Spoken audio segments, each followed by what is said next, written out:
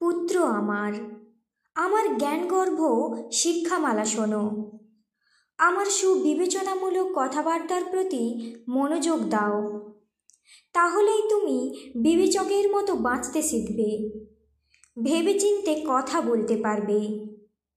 অন্য একজন লোকের স্ত্রী হয়তো অসামান্য সুন্দরী হতে পারে, তার কথাবার্তা মধুর এবং প্রলোভনসূচক হতে পারে, কিন্তু পরিশেষে সে শুধু তিক্ততা এবং যন্ত্রণাই বয়ে আনবে।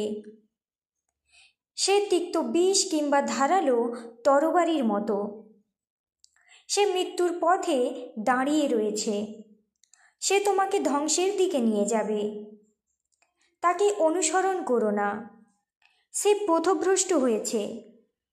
সাবধান, জীবনের পথ বেছে নাও। আমার পুত্রগণ, এখন আমার কথা শোনো। আমি যা বলছি ভুলে যেও না। ব্যভিচারিণী থেকে দূরে থেকো, তার বাড়ির ছায়াও মারিও না। যদি যাও, তোমার প্রাপ্য সম্মান অন্যরা কেড়ে নেবে। কোনো অপরিচিত ব্যক্তি তোমার পরিশ্রমের ফল ভোগ করবে। তুমি যাদের চেনো না, তারাই তোমার ধনসম্পদ কেড়ে নেবে। তারা তোমার শ্রমের সুফল ভোগ করবে।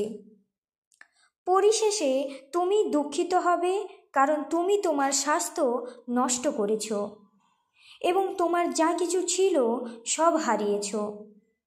তখন তুমি বলবে, আমি আমার অভিভাবকদের কথায় কেন কর্ণপাত করিনি, কেন আমার শিক্ষকদের কথা কানে তুলিনি। আমি শৃঙ্খলা মানতে রাজি হইনি, আমি তিরস্কার গ্রহণ করতে অস্বীকার করেছি। তাই আমি এখন প্রায় সব রকম সংকট ভোগ করছি, আর তা সবাই জানে। তোমার নিজের কুয়ো থেকে যে জল পাও তাই পান করো। তোমার জলকে রাস্তার ওপর বয়ে যেতে দিও না। কেবলমাত্র নিজের স্ত্রীর সঙ্গেই শুধু তোমার যৌন সম্পর্ক থাকা উচিত। তোমার নিজের পরিবারের বাইরে কোনো ছেলে মেয়ের পিতা হইও না। তোমার সন্তানরা যেন কেবল তোমারই হয়। তোমার পরিবারের বাইরে অন্য লোকদের সঙ্গে তোমার সন্তানদের ভাগ করে নেবার দরকার নেই। তাই নিজের স্ত্রীকে নিয়েই সন্তুষ্ট থাকো। যৌবনে যে নারীকে বিয়ে করেছিলে তাকেই ভালোবাসো এবং তার প্রেমেই তৃপ্ত হও।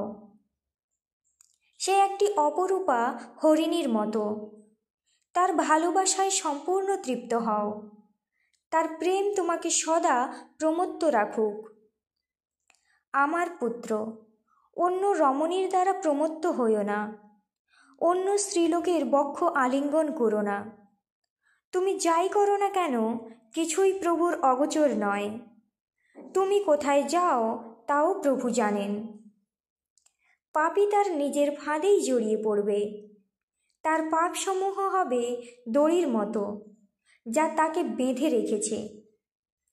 সেই পাপীর মৃত্যু অনিবার্য, কারণ সে অনুশাসিত হতে অস্বীকার করেছে।